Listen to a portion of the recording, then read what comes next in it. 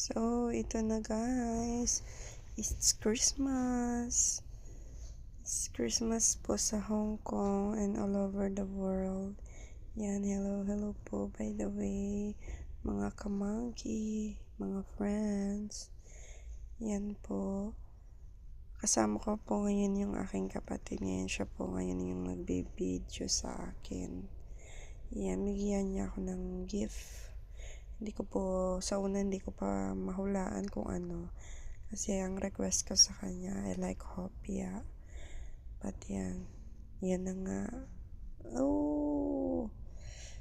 Ang favorite cup ko and favorite color ko, black, gold. Yan ang nagulat talaga ako, surprise ako. Alam nyo guys, hindi ko naman kailangan ng mamahaling gift or something. Very thankful na ako, batiin lang ako.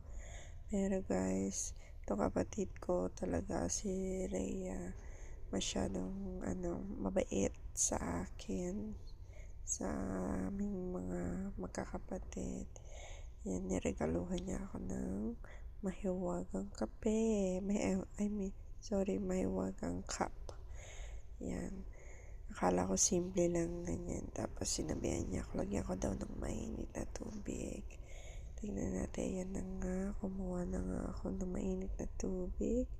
At yan, pagkalagay ko nga ng mainit at nakita ko bigla, wow, may surprise pala itong cup na to. Saya-saya ko talaga. Parang alam ko na to eh. Wow, yan na nga mga kamangki. Nakita niyo ba?